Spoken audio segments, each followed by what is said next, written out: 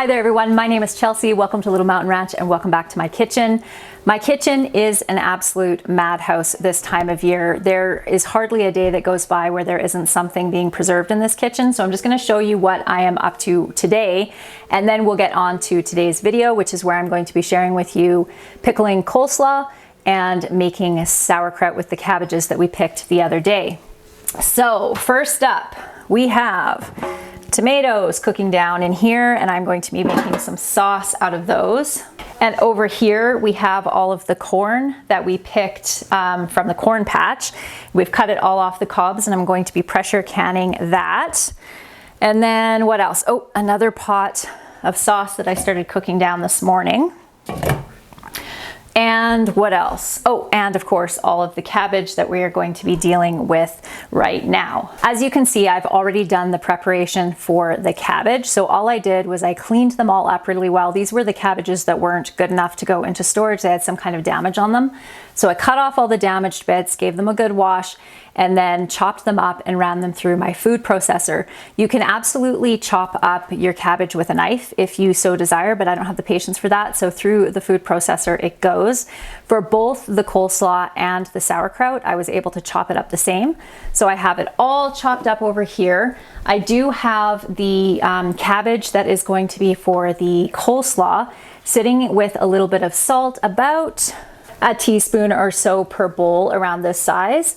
And I'm going to let these sit while we are making the sauerkraut, just to help to extract a little bit of the water out of that. In this big bowl over here, I already have the salt in this batch. So this is about 2.5 pounds or so of cabbage. And to this, I've added 5 teaspoons of salt, and I use kosher salt for all of my canning. This brand, this Windsor brand, also does make one that's called pickling salt. So you can use either of those or whatever salt of your choice. Just make sure it's non-iodized.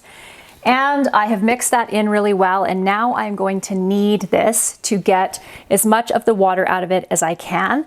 The goal isn't to actually remove the water and not use it. The goal is to use that water for the brine for the sauerkraut. So let's get to kneading this up.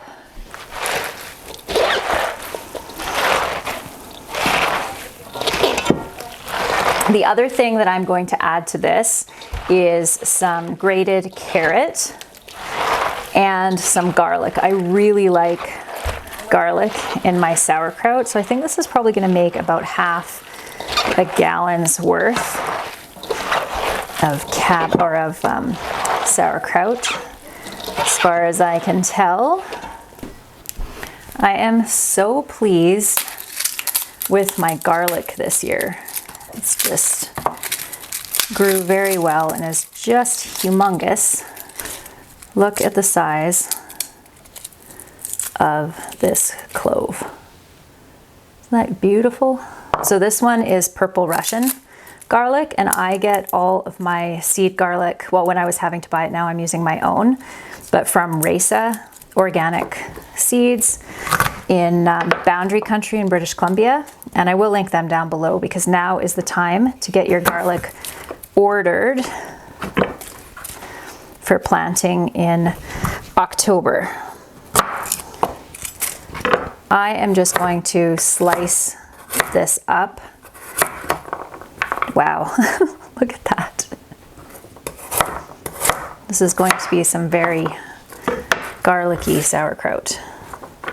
Okay, while the sauerkraut is there sitting for a few minutes, I am going to grab a pot. For the brine, for the coleslaw, you just need vinegar, sugar, and celery seed. So it's super basic, very easy. And if I didn't already mention, I will put the recipe that I'm using down in the description box below. I am doubling this recipe, so I'm going to use 4 cups of water, 5 cups of white vinegar. Okay, and then 5 cups of sugar. So this is a pretty sweet, vinegary, pickled coleslaw, but what we actually do is when we open up a jar, if we're going to be using it to actually make coleslaw, is we rinse it off with a little bit of warm water, and then make coleslaw as you would normally. If we're going to use it for a topping on hot dogs or burgers or something like that, then we just use it straight up as is. This calls for 4 pinches of celery seed, and I love that it's pinches because that is the way that I cook. So since I'm doubling it, I'm going to use 8. I think my pinches are a little bit maybe over generous. Well, finished off the bottle. Okay, now I will heat this up on the stove. This recipe that I'm following also calls for pickle crisp, which is not something that I ever use. So if you want to use it, go for it, but it works perfectly fine without it. Ah, that's good. You can see all of the liquid in the bottom there. I'm going to grate some carrot right into here. You can add as much or as little as you like, or none at all. My garlic right into here. This is going to be very, very garlicky. And then mix that together. Look at all that liquid. It's amazing how much water comes out of this. Okay, I think that is good. So look at the difference between this and the cabbage that's just been sitting that hasn't been kneaded. Still lots of water coming out of here. I don't know if you can see that, but there's quite a bit of water coming out of there, but it's still quite crisp, which is what you want for the coleslaw. You don't want it to be mushy like this.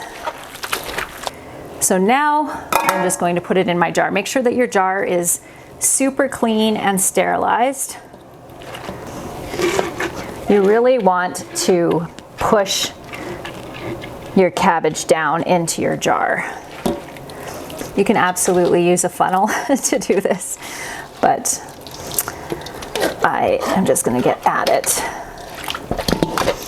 The things that's important when you're fermenting is that your whatever product you're fermenting is down below the surface of the liquid, and there is a trick for doing that, and that is to take a cabbage leaf and cut it the size just a little bit bigger than the size of the top of your jar, and then put it in your jar like so.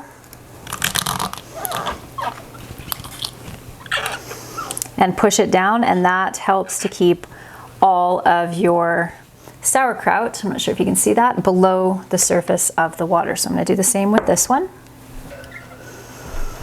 And if you do have some of these are called pickle pucks, you can put those in the top of your jar, and that will help hold everything down below the surface of the water. So these pickle pipes here, these are made by Mason Tops, and I love them. If you're just going to use a regular canning lid, you do want to make sure that you burp it once a day. That's just letting the gases off, so too much gas doesn't build up in there. The nice thing about these is they have a little tiny hole in the top, and burping them isn't necessary. So one of the most important things about making ferments, besides of course making sure that everything is clean, is to put your jars in some type of container so that if your liquid comes up and over the side, it doesn't get onto your counter, because if it does, it can ruin your countertop. So make sure that you use something. You can use a cookie tray or a plate or whatever. I am just going to stick these on my counter back beside my kombucha back there. And the reason that I do that is because this way I remember that they're there. If I put them down in my pantry or my cold room or anything like that, I am constantly forgetting about them. This way I can keep an eye on them, and as soon as they're finished, I can put them into the fridge. So they will be sitting back here out of direct sunlight. That is important for ferments. They do better if they're in a dark place is best, but a place outside of direct sunlight. And then I'll leave them there for about 7 to 14 days, depending on the flavor. If it is warm, if it's summertime, ferments work way faster than they do in the winter time. So you really have to adjust your times just based on how fast they're gonna ferment, depending on the weather and also on your flavor. So you can just taste them. Taste it after about a week, And then if it's sour enough for you, then you can put it into the fridge and it will stay in there for 6 months up to a year even. If you do store your ferments in a cold room, just make sure that you check on them regularly. If they're in the fridge, it's a little, because it's more of a stable environment and a little bit colder than your average cold room, they can last in there for 6 months to a year. In a cold pantry, by the time you hit about that 6 month point, they do start to get stronger and then steadily stronger and stronger and stronger. So keep an eye on them for sure. I'm going to give the coleslaw a little bit more time. So in the meantime, I am going to can up the corn. So this will be just a little added bonus into this video, pressure canning corn, because I have it and it needs to get into the pressure canner. So you want clean jars. For pressure canning corn, you just need boiling water and a little bit of salt. So I'll get that going, and you need clean jars. Because I am pressure canning these, I don't need to sterilize them. Anything that is going to be canned for 10 minutes or longer doesn't need to be sterilized anymore, which is nice. This is a relatively new change to canning guidelines, one that I am quite happy about. This is the first time that I have ever been able to can corn that I have grown myself, so I'm quite happy about that. Dan and I have been talking about potentially doing a big corn patch next year, so we'll see. Okay, now we need a ladle into the jars. I would be so excited if I could get a full canner's worth. So you do want to leave about 1 inch of headspace for the actual corn itself, and then you'll top it up to about 3/4 of an inch of headspace by the time you add the water. My husband has the kids in town for lessons, so I'm actually able to multitask in the kitchen. I have a really hard time multitasking tasks like this in the kitchen if I am being interrupted because, I don't know, I just get too easily distracted, I guess. So this is kind of nice to be able to just can. Oh my goodness, I am going to have a canner's worth. Oh, I overfilled that one a little bit.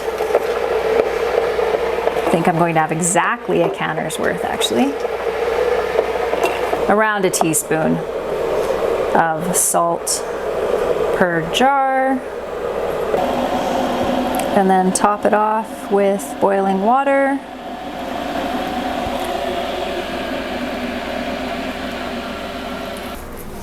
And then of course, always wipe off your ring.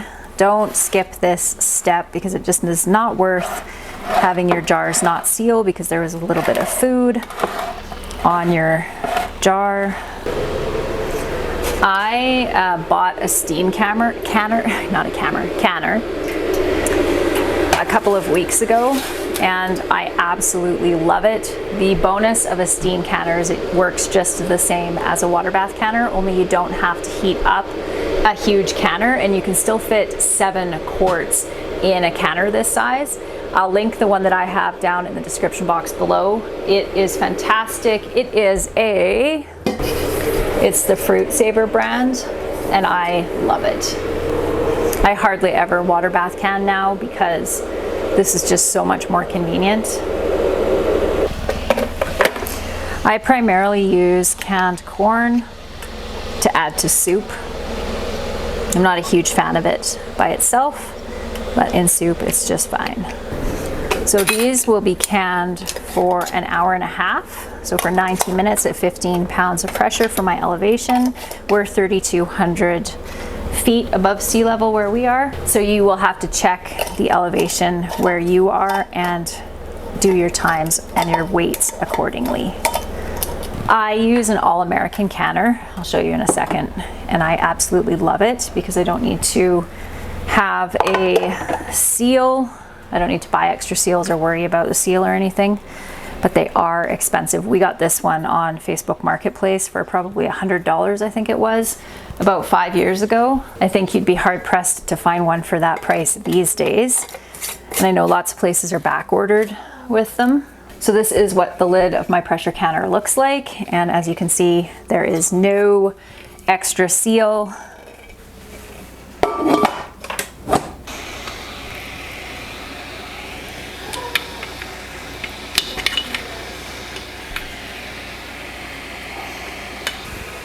So now I just wait until the air starts coming out of this little pipe, and then I'll set the timer for 10 minutes and let it get off gas for that period of time, and then I will start my timer at that point.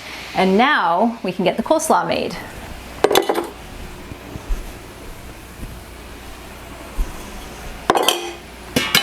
Now I'm just going to take all of the cabbage that I have had sitting here, and the 3 bowls that I have, and with the carrots as well. And you can see all that liquid that's in there. So I'm going to rinse all of the salt off and drain off all this liquid as much as I can. I have 7 quarts down here, and I've just ladled the brine, leaving 3/4 of an inch of headspace. I am going to come back and wash these again really well because there is so much sugar in this brine. The tops are really sticky, and like I said before, if there's one step that you do not miss, it is washing the rings of your jars. The other thing that's worthwhile is to take out the air bubbles, because you will be surprised at how much air actually gets trapped in, especially in something like this, I find. And then you'll need to top off your brine again once you've done this. I think the technical term is debubbling. I think that's what it's called. I'm just gonna wait until this cools down just a little bit. I just turned the heat down because the sound that you're hearing there, that kind of wobbling sound of the weight, is actually telling me that the pressure is too high in the canner. And there we go. And what you want is to hear that sound about every, I don't know, 3 or 4 times a minute or so, not constantly like this. But you do want it to hold at whatever pressure you have set. So you don't want to turn it down too much and not have it at least letting off a little bit of the steam a few times a minute. Okay, so now we'll top this off. What I was thinking about earlier was how cool it is that now you can go online and you can probably find 50 videos teaching you how to make this, both the sauerkraut and canning corn, using a pressure canner, all that kind of stuff, how to make the coleslaw. And when I first started getting into some more creative canning, I've been canning for a really long time, but more just tomatoes, salsa, peaches, that kind of stuff. But when I started getting into some more creative kind of canning, there just wasn't a lot online. And now there's so much, and I just think that is awesome that there is enough interest out there for there to be as much content as there is, which means that a lot of people are canning, and that is very exciting to me. I was such an outlier when I was in my early 20s and I was into canning. I didn't know anybody that did besides my mom and my grandma. That's it. Okay, where did my cloth go? If you use a little bit of white vinegar on your cloth when you're taking, especially if it's something sticky that you're using or that you're canning that has lots of sugar in it, it works even better for removing the stickiness. And also by wiping off your jars, it gives you an extra opportunity just to check and make sure that there's no cracks or anything like that, the edge of your jar, just because you'll feel it with the cloth going around it. There's been a few jars I've had this year actually that have had little chips in the ring.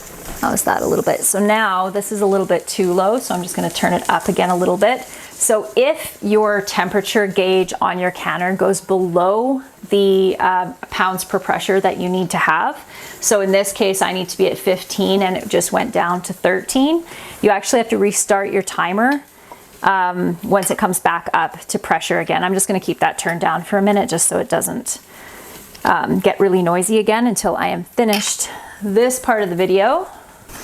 Man, these days of canning every day, harvesting every day from the garden can be so exhausting, and I'm really feeling it this year differently than I have in past years. I'm not really sure why.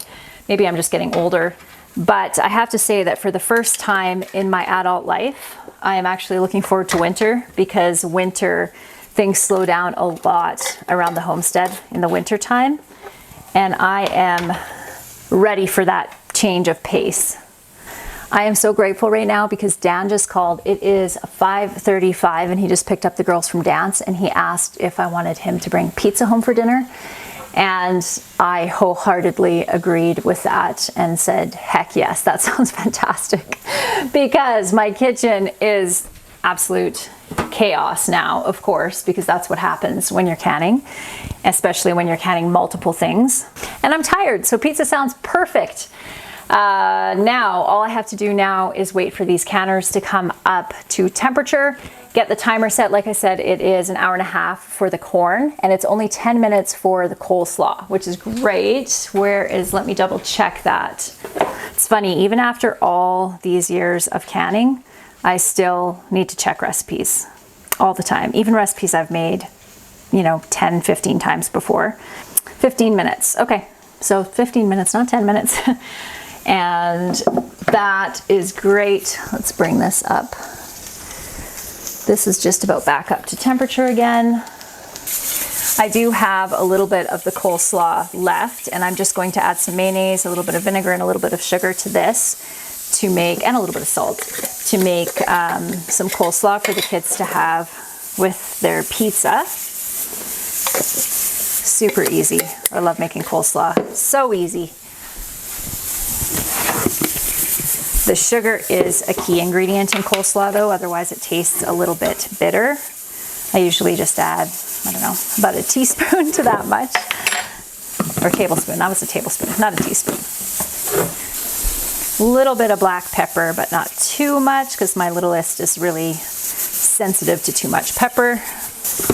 Little mayo in there. And I actually really like balsamic vinegar in coleslaw. So I'm gonna add a little splash of balsamic vinegar, little tiny bit of celery seed.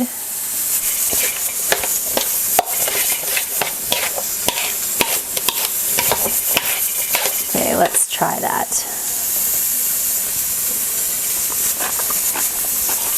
Yum, that's really good.